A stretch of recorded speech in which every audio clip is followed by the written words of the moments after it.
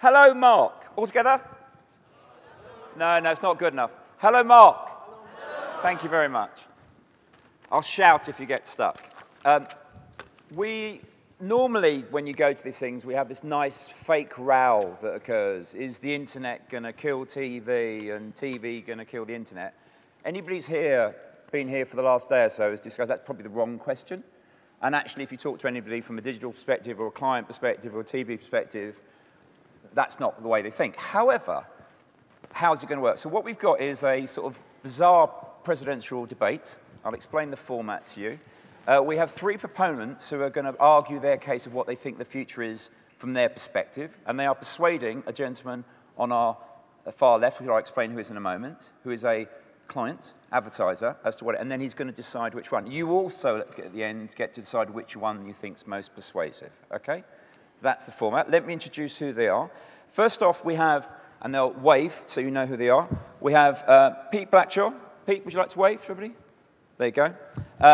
And Pete is very interesting. He is an entrepreneur previously, and he used to be at Nielsen and did all their buzz metrics, set all the stuff around Super Bowl, was at Procter & Gamble, and he's now global head of digital and social media at Nestle.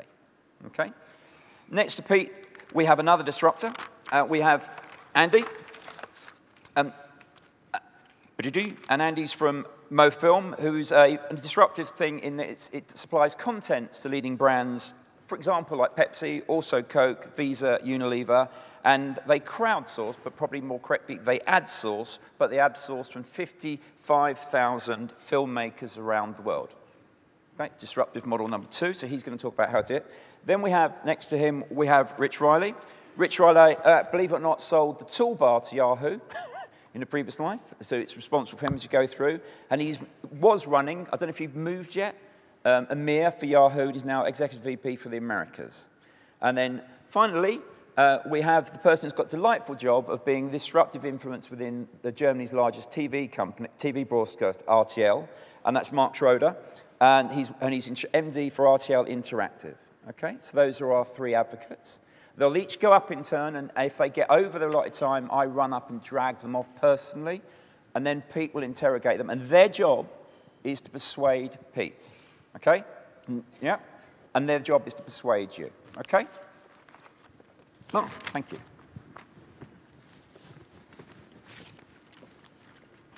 Good job. Well then, Pete, ladies and gentlemen, thanks for giving me the opportunity to be here today and speak at the Festival of Media. Especially because I heard that, I had what we call in the industry a great cliffhanger this morning. From what I understood, that Salman Amim from this morning, talked a little bit about the future of television. And I thought that was going to be my job, so I'm trying to continue on that cliffhanger. Now, as Mark has said, I'm the disruptor within a very traditional industry, the TV industry. So I'm actually the online guy that is supposed to speak in favor of TV today. And let's see if that was a good idea. First of all, just to give you a quick introduction, probably most of you are aware what RTL is. RTL Group is the largest radio and TV broadcasting group in Europe.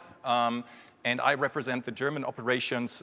We call ourselves Mediengruppe RTL Deutschland, so Media Group RTL Germany. We run 6 free TV and 3 pay TV channels in Germany, and we also have a broad portfolio of online and mobile offerings.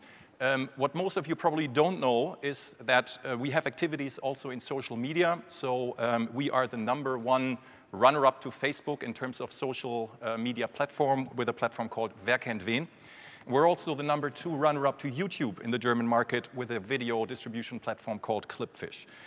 Further on, we have extensive video-on-demand operations, so you can see it's not only about linear broadcasting, but it's about a lot more, and I think I'll come back to that later on.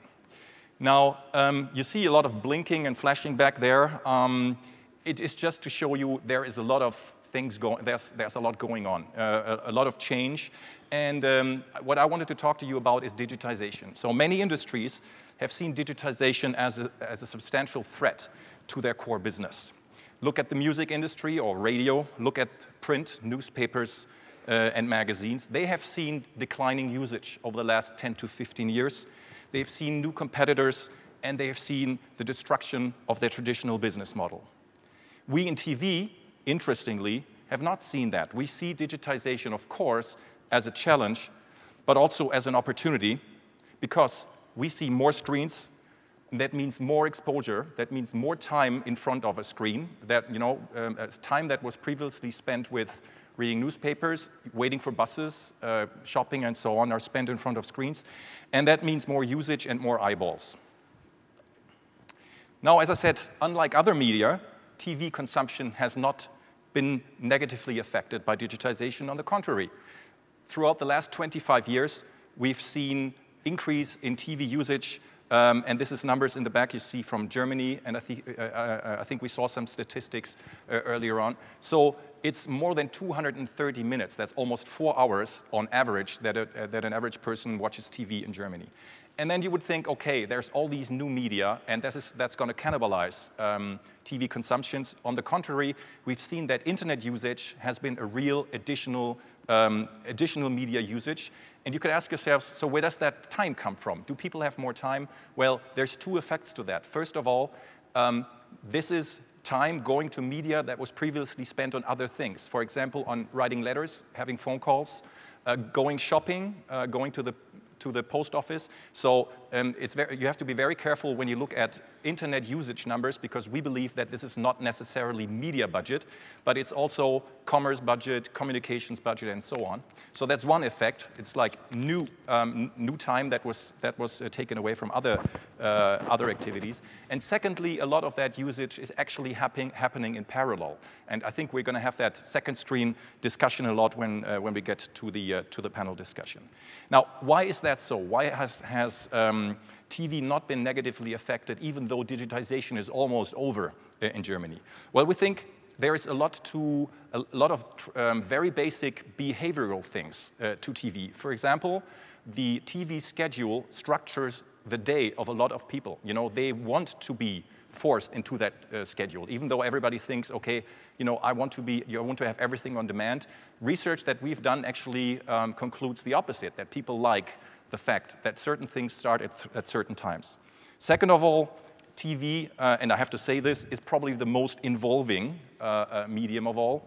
And thirdly, it's the most social medium. Maybe not in the sense that social media are looked at today, but it's very social because it's often consumed with more than one person. Now, digitization, I've touched upon. Now, does that mean that the rules of advertising are changing? Of course, there is an increasing number of communication channels. All media are changing. Look at the text. Text was formerly printed. Now it's online. Now it's on the iPad. Recorded music was packaged into CDs and broadcast via radio. Now it's live streamed, and you can buy it in the iTunes store. And the same is true for video. In the old days we had linear TV. Now we have video on demand, and we have YouTube. And of course, also, the usage of media is changing. It can be live, it can be time-shifted, it can be on demand, it can be on different devices, it can be at home, it can be on the move. So there's a lot of changes. But the good news is, according to what we think, is that the key success factors of an effective brand communication strategy have remained pretty much the same. Now, let me give you an example. And being German, I couldn't resist taking a car example, so a car metaphor for this. Let's look at this. So on the top you have an advertiser, a client that has a product. Let's call the product 400 horsepower. Now, the client can have different objectives with bringing that idea to the market. It could be awareness, it could be image, but it could also be hard selling and sell-through. Now, the job of the creative agency has always been, and still is, to develop an overarching and relevant message or leitmotif.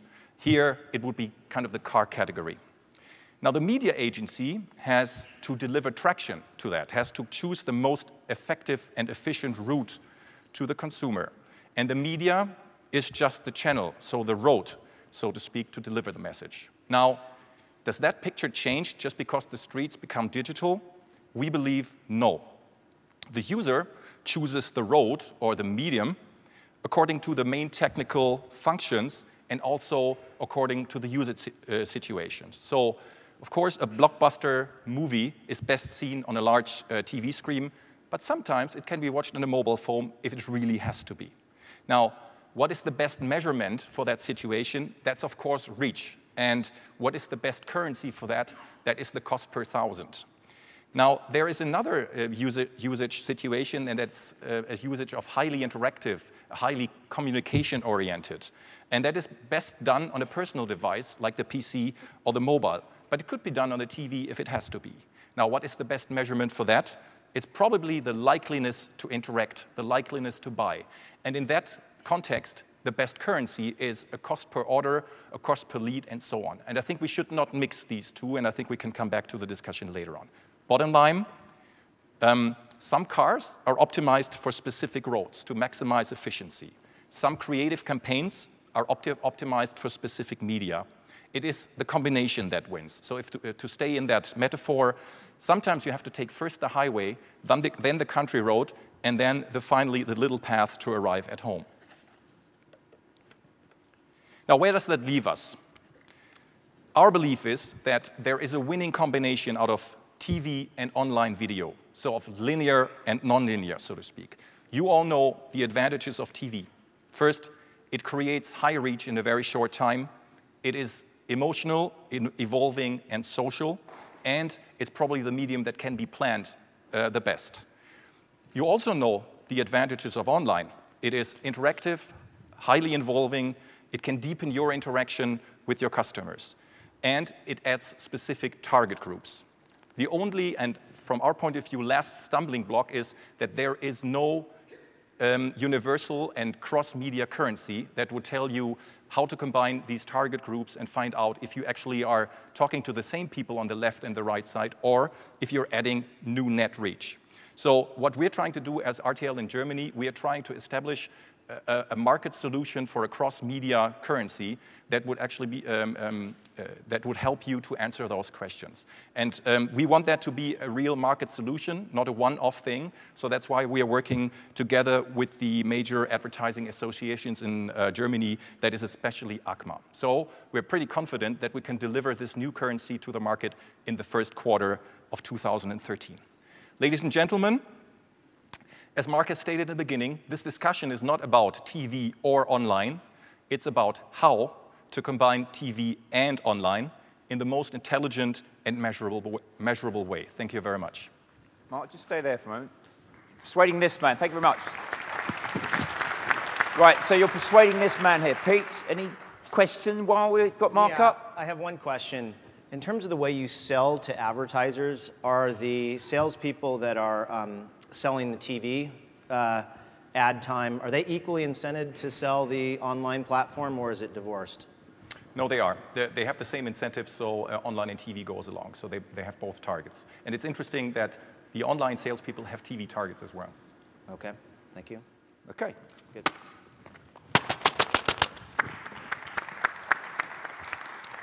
Next we have up is Rich. Okay, hello, and hello, Pete. So I'm going to sort of pitch Pete here. Here's how we're thinking about it at Yahoo.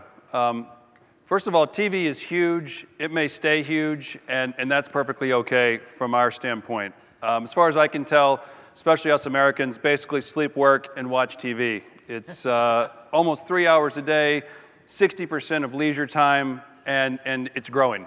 Not by a lot, but on those kind of huge numbers, it's actually growing.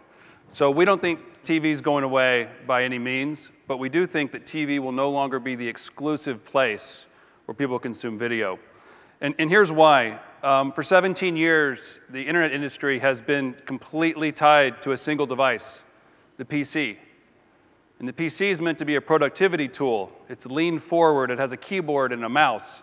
It does not compete with the lean back experience of a TV in terms of enjoying premium video content. And so we are thrilled to no longer be completely tethered to the PC, which we don't think is going away. But you can see that in 2010, 60 PCs sold for every tablet. In 2011, 6 PCs sold for every tablet. And now we're off to the races, and this year tablets outsell notebooks. So the proliferation of these devices smartphones, gaming consoles, and especially tablets are leading to a change in consumer behavior. They're leading to incremental usage of media and consumption of video. And they're also leading to something called a second screen. And so I won't even ask, because I know you guys are all big multitaskers. The stats are off the charts in terms of percentage of people who use a tablet while they watch TV. In fact, the most popular place to use a tablet is while watching TV. So they've almost become sort of linked. And we think that's really exciting. So you've got the multi-screen increase in consumption, and you've got this second screen phenomenon where someone is simultaneously engaged with two screens. So I'd like to show you in just a second Yahoo's second screen application called Into Now. It's basically like Shazam, where it listens to what you're watching on TV and then downloads content that's associated with that show, lets you check in, lets you share, lets you tweet with the community around that show. And Time Magazine named it App of the Year last year. So let's watch the demo if we could. What are you watching right now? I bet Into Now knows.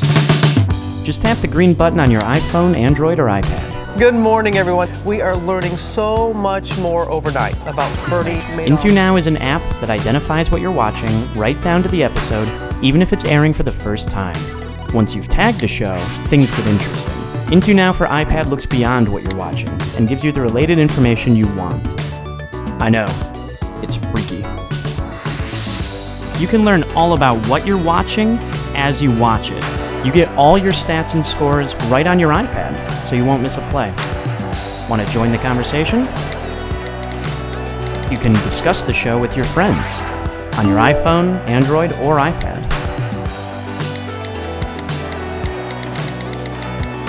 Sound good?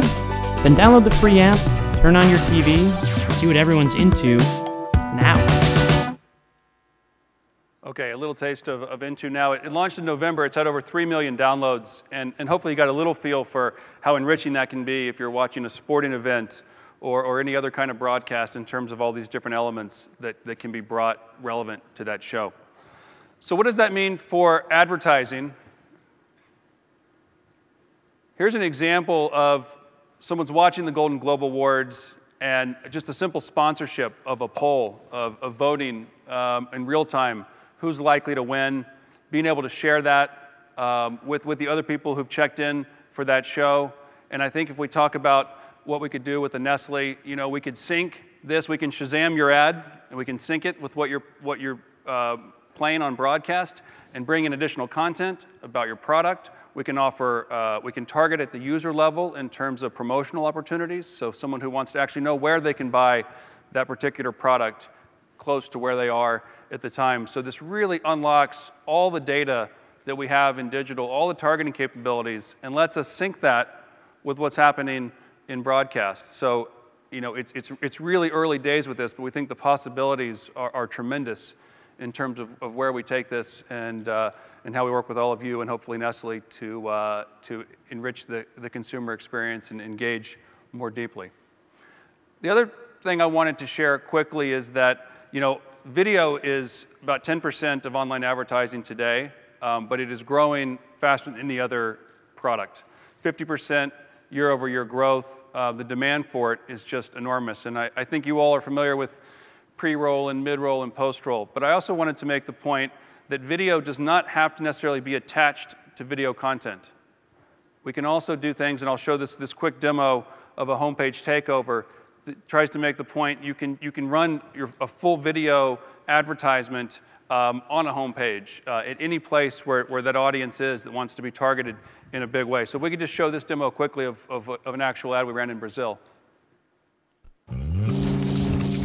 Olá, eu sou Alex Atala e vou te mostrar que uma boa receita começa com a escolha de bons ingredientes.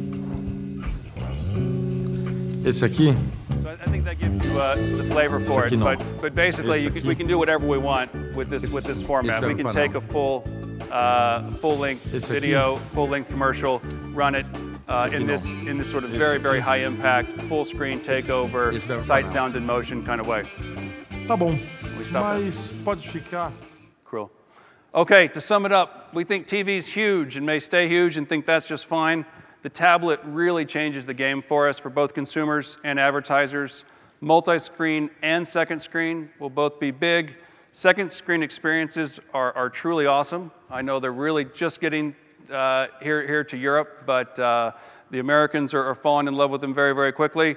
And advertisers have a huge opportunity to leverage the second screen, and we would love to be part of that conversation. Thank you. Stay there. Thank you.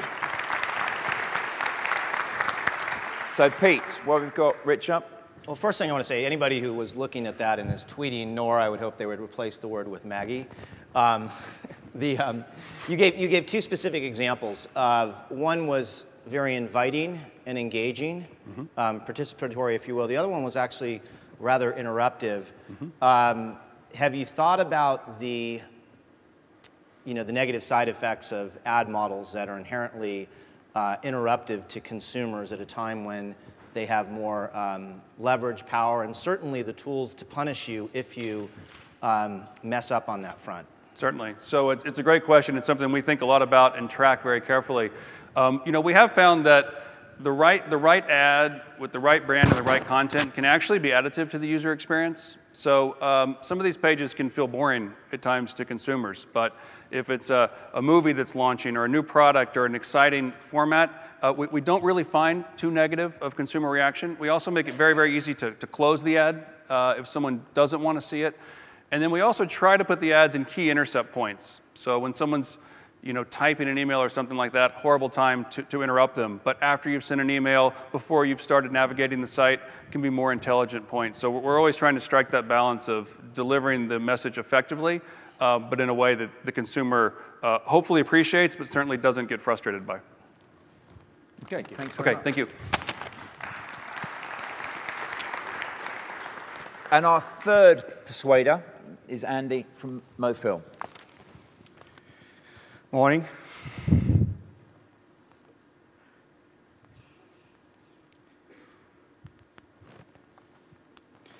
So we have media planners in the room and creative agencies and clients. So let's give an example. This is the red carpet. People plan for years to get their opportunity on this carpet. That's filmmakers, producers, directors, actors, actresses. It's not done by accident. You guys plan where your media goes, how it's used, how it's worked, and where you place it and how you place it.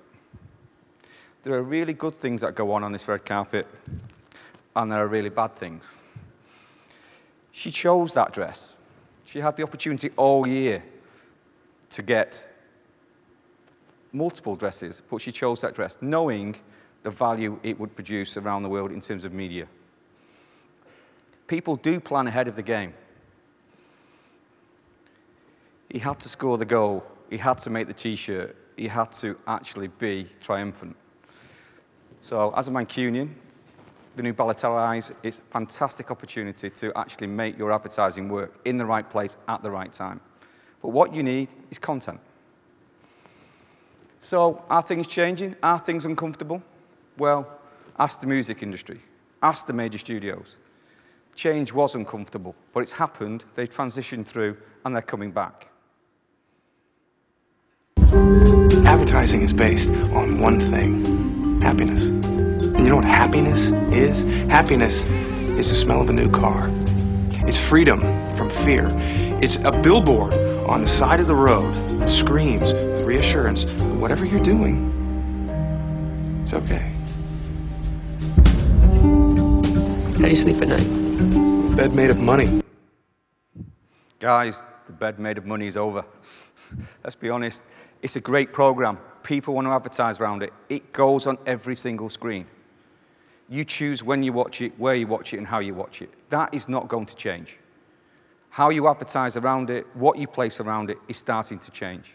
As we've heard from clients, and Salmon and Pepsi and other clients, it's video. Everybody wants to see it in the same format as their program. So what's stopping this? Well, creative agencies still say it's all about quality. The creative production has to be perfect, the execution has to be right. Thus, the price is expensive. And the speed at which they plan is sometimes prohibitive. We've known crowdsourcing. We've heard earlier yesterday about The Guardian and open source. We've heard about the App Store. There are thousands and thousands and thousands of apps, even one here today. So why can't we do this with content? At the moment, MOFILM has 80 global clients doing it with content without the aid of an agency or a media buying house. So who is wrong? The agencies or the clients? The quality is right, the price is right, and the speed is there. We have 60,000 filmmakers around the world who are going and doing the work for clients. That's 60,000 creative directors without the egos. So, can it be done? Is the quality right? Can you plan ahead? Well, we planned with GM for the Super Bowl this year. Everybody knows how much the media spend is, what you do, and all the social media around the Super Bowl now. A blindfold, Mom? Really? Is this necessary? Happy graduation, sweetie!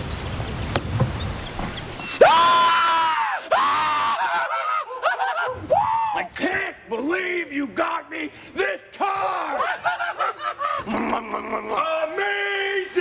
Status update. Best day of my life! I'm calling Grandma. Grandma, best Should we tell him? No, let him tire out first. Jogger! Check out my sweet ride! How can you jog when you can drive?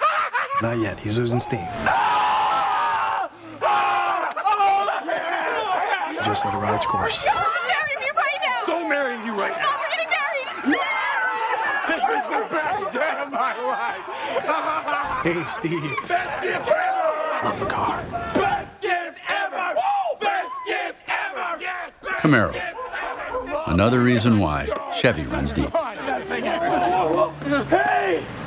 Mr. Johnson just stole my car. So that is crowdsourcing. It's not a cat and trampoline. It was delivered 4 months ahead of the Super Bowl, along with 30 other Super Bowl ads, in a price actually saved them enough money to actually buy a Super Bowl slot. So, can we liberate content? Is content there? Well, if you don't, the crowd will.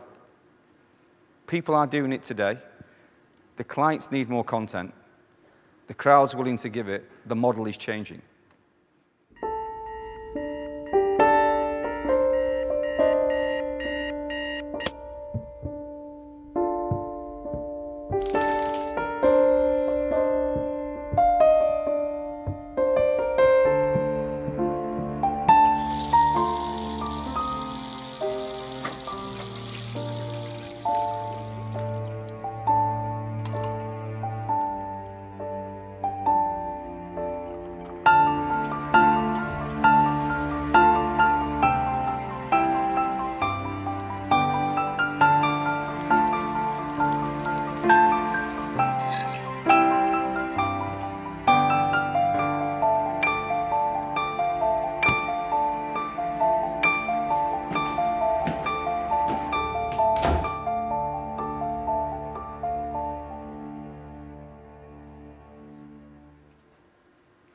Guys, that cost $25 to produce.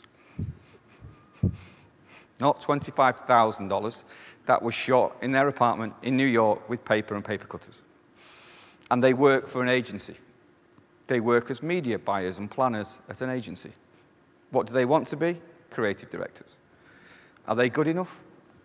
Bet your bottom dollar they are. But content is content. Everybody still wants to do it. People still want to make it.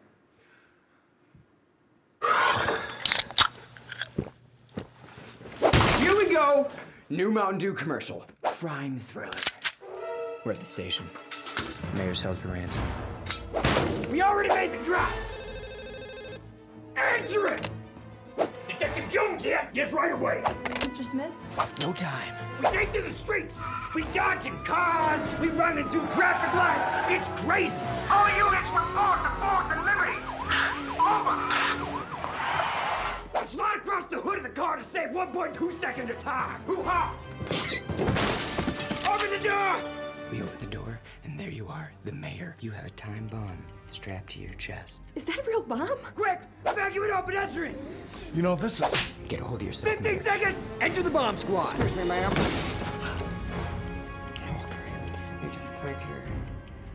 Is it the blue wire or the red wire or the green? 5, 4, 3, 2.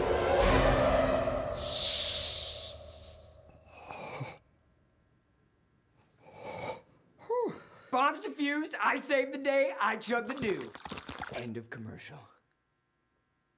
What do you think? You're in the wrong office. Okay, here we go. Thank you, ladies and gentlemen. Hopefully, I'm not in the wrong auditorium. Thank you.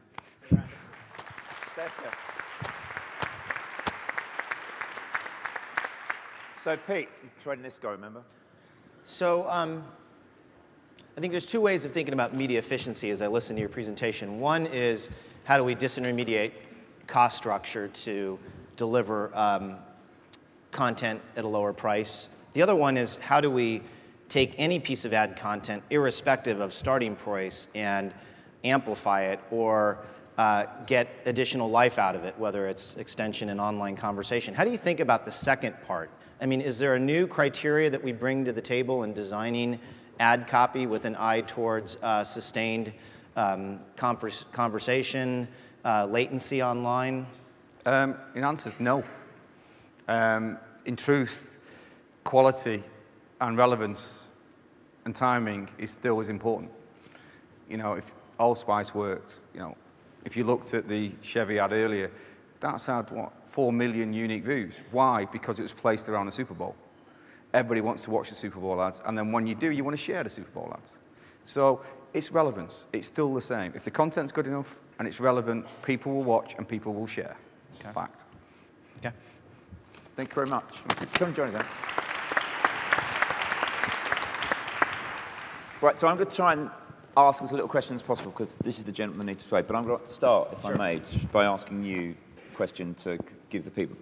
As an advertiser, in terms of where the TV model is with tablets and everything else that's going through, what are your unmet needs if you see this? You know, from the old model to what you currently do, what are the unmet needs that you're sitting to or puzzling over that you'd like these guys or the agencies out there to fill? What are your unmet needs?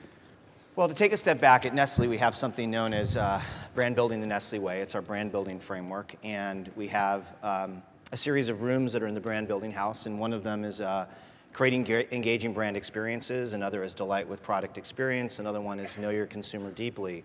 We've spent a lot of time thinking about what we refer to as our red room, which is creating engaging brand experiences, and that's where all of these presentations take on an important dimension. I mean, we are, like many advertisers, we're looking for where are there meaningful cross-platform synergies, and more importantly, how do we encourage those synergies? So for all my media planner friends in the audience, we've been putting a lot of emphasis on thinking about paid, owned, earned modeling, beyond just the hype and the theory and the fluffy stuff, but really, you know, how do you really think about it? When I buy a TV spot, you know, how do I think about the amplification into social media? I particularly liked your example because it really got into that.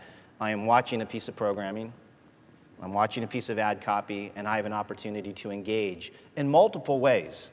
It wasn't just, in the pre-internet, there's really like one way you could engage. You could click, but in your particular case, there were several examples. But we're thinking about how do we drive that synergy, manage that ecosystem, if you will, and do it very efficiently. It's also begged some interesting questions that I think you started to answer. I'm not sure I completely agree with you, which is how do you start the creative process with an eye towards amplification? And I do agree that great creative will always find incremental shelf online and on conversation. But I also believe that there are certain types of creative that tend to find extra shelf life online because we've identified the specific talk driver or we've really thought about certain influencers that we might diffuse the content to early on and the like. So. Okay, so can I take that as a question to these guys? Yeah, sure. So if Pete's after amplification, so previous its ratings or exposure reviews, I know you're saying great creative your amplification. What's your answer to how, what you do? Do you want to start? What's going to give your method to better amplification? Yeah.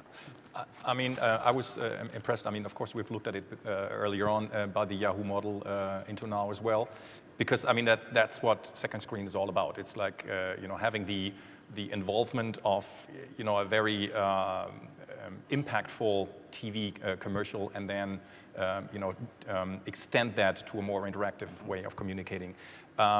So I think what TV can do to make that a really coherent experience, because the problem with a lot of the second screen activity is that it's not additional, but it's incremental. It's distractive, and that's our problem on the content side with the programming. But that's going to be your problem as an advertiser in the ad break as well.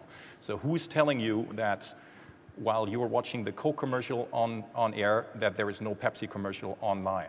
So, and I think the only media that can prove that you have an overarching experience is actually the media itself, because they can deliver eyeballs. They can give you a red button. They can give you a Shazam-like checking experience where you're absolutely sure that your message is as extended and that you create more buzz rather than being distracted.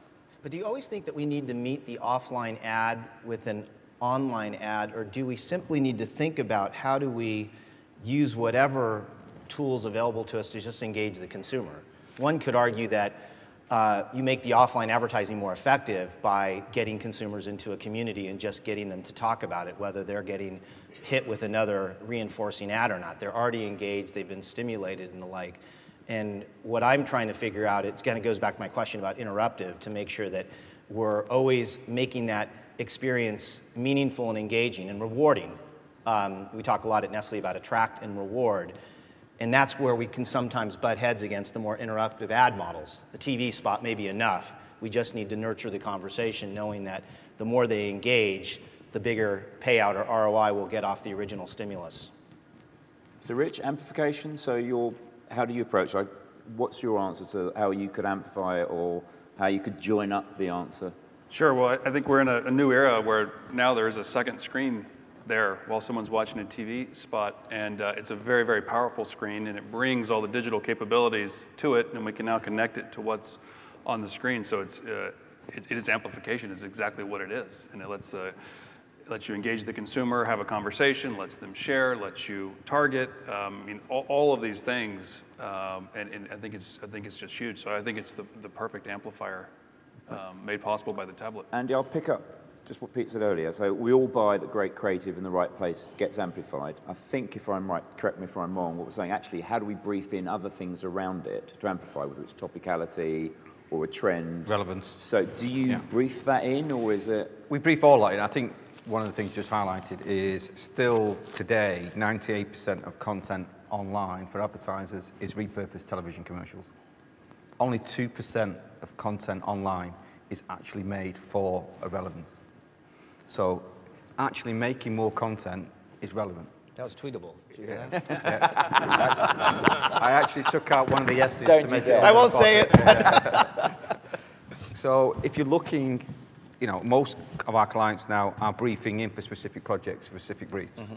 So if you're looking at Father's Day, Mother's Day, they can now get video content specifically for agendas they're trying to drive forward with specific target markets. I think that's the change. Yeah. So we can the creatives can deliver mass product. We've produced 15,000 ads in the last 2 years as crowdsourced. That is a phenomenal amount of content and ad content. So we can literally not give the same ad twice to a client. And they can decide what's good and what's bad, and actually give feedback loops to them and say, this is great, we love this, we hate that, don't give it us again. But that has not happened yet. But you're also validating the opportunity for brands that are managing online community, whether it's on Facebook, Yahoo, Twitter, and the like, because the same crowds, yes, you have a more professional set of content creators, but the same principle could apply to consumers that are part of your community, provided you can manage that community the right way, provided you stimulate them in a meaningful way. But I think the potential to co-create, whether it's with professionals, quasi-professionals, or consumers, is enormous. I think the only change we have is we have the brand is the most important thing along with the filmmaker. So everything's protected that we take into the walled garden. So everything's cleared, everything's checked, everything's viable. The other opportunities with social media is anything can go up. That can be against the brand. So on Coke, you can post Pepsi. On Pepsi, you can post Coke. Actually, in the ad world, that's the last thing you want. You want security. You want the content to be yours to use when you want to use it, for most of our clients. But they're You make it planning sound ahead. like we have a choice, though. I'm not sure we really have a choice. No, if you look at most clients on YouTube, I mean, classic was Lego. Lego came to us as, this is the project we want. We don't want any content. I says, have you looked on YouTube recently, the 450,000 pieces of Lego content you've already got up there? So, you know, the entire Star Wars films had been shot in Lego by somebody. It's there, you know. Brands are getting this all the time. They're having the spoof ads, the spoof things done, the Apple ad that we saw earlier. That's all out there. You just don't control it. What crowdsourcing ads does, it gives you that element of control. Okay, so just go to, because you have to buy stuff. So we're used to buying TV ratings or impressions or clicks. And I'll ask a question first to Pete. Would you pay for relevance? If all of this means more relevance or, you know, would you pay a premium for relevance from any of these guys? So I don't want to get into what a rating is or what a frequency is, but if each of these guys could prove that their method was more relevant, would you pay for it? I mean, absolutely. I mean, again, I think advertising will always follow, you know, good data, and if there's clear documentation that an ad unit, even if viewership is held constant, if there's a higher order of engagement, social interaction, attention intensity, I mean, absolutely. Again, it kind of goes back to what I was saying before about driving cross-platform synergy. I mean, we want to, you know, we want to be wherever the consumer is, and we want to create engaging brand experiences. So I think so. Okay. One of the things that I thought was very interesting, you mentioned that one of the things about mobile and everything else, suddenly we get into the idea of commerce. And it was mentioned earlier that, so I'm quite interested, I know the UK market, so the UK market is roughly, I think, about 21 billion is advertising. But there's 27 billion at bog-offs at supermarket. So it's bizarre, always struck me as rather bizarre that advertising agencies keep on chasing the same money, whereas you as a marketer would, you know, you could start diverting money from what is, say, point of sale, because it's a commercial conversation. Does that appeal? Can you see from your part you can start diverting budgets, actually making more money to advertising, because you're taking it away from the stuff that's traditionally been point of sale or prompted awareness? Or can you see that happening? Yeah, I mean, I give that a light yes. I mean, I think there's going to be, listen, I think we're in a new era of advertising, and there's going to be a lot of shuffling of budgets in ways that reach and engage consumers in the most meaningful way possible. And I think you're all speaking to different beachheads into that new environment. Okay. Maybe one comment to that, because I think that the boundaries are blurring, and we see that, I mean, our sales organization has to respond to that. You know, in the old days, we would go to the brand guy to sell TV advertising, and we would go to the sales guy to push sell-through, you know, and we would go with different models. You know, one would sell eyeballs, the other one would sell cost per order. That's why I asked the question. Yeah. And so I think we have to look at both budgets, and I think we have to come up with creative solutions, both in terms of how we deliver the message, how we engage the consumer, but also how we price that. Because again, you know, I always use the example, a TV spot should not be paid by cost per order, because we are not responsible for the quality of the creative, we're not responsible for the quality of the product, we're not responsible of the quality of the sales channel. So if we were paid by how many products were sold, we would be doing a bad job. You know, we're delivering eyeballs, we're delivering involvement and creating image and stuff like that. Of course, it's different when we're selling on an efficiency and a cost per order basis on the internet. Of course, we want to be measurable against that. And I think we have to come to terms with combining those two models to the most benefit for the client. Okay. Pete, right. Any one more question you got for these guys?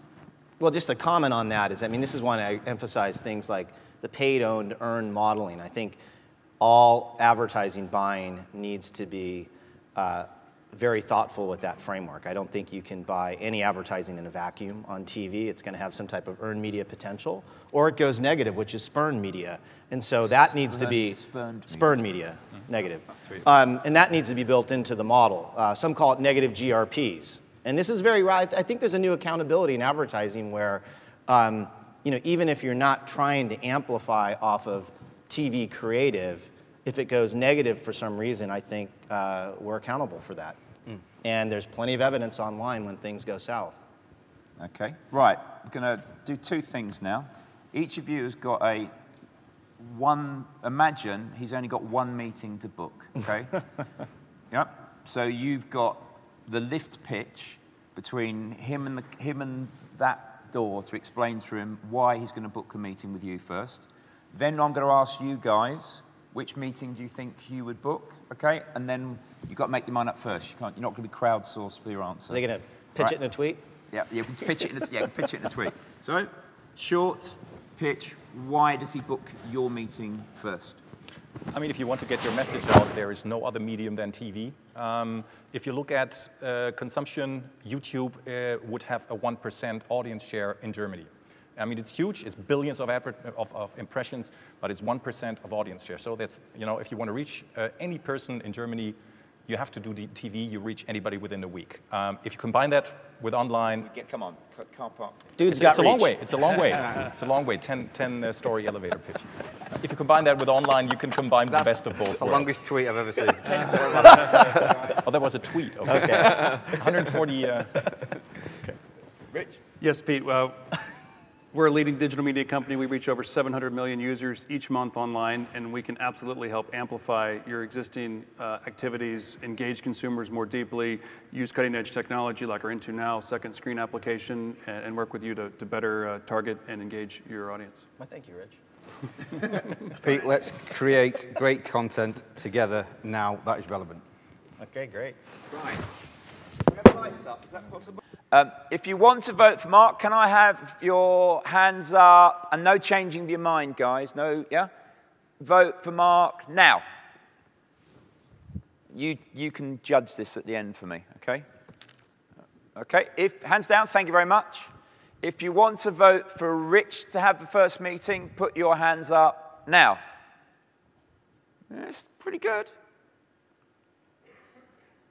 And anybody who's got a Man United fans in the audience, take that bias out. If you want to vote for Andy to have the meeting, hands up now. Ooh. Wow, dude. Nice. So my guess, Andy gets the meeting. Who would you have the meeting with? You have to pick. Honestly, I think I would start with Yahoo. I think, and maybe it's a basic hygiene need. I think you're hitting something, and I'm especially attracted to the whole mindset around the app. I do think there's something very, very powerful taking place with consumers interacting, socializing, engaging around TV content. I think we need to understand that. I think we need to appreciate it. I think we need to get into the nuances.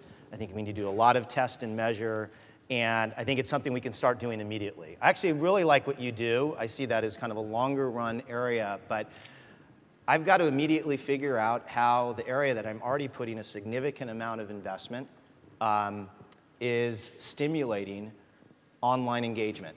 And that would be a starting point. But quite frankly, I think you're all... They'd all get a meeting. You're all going to get a meeting.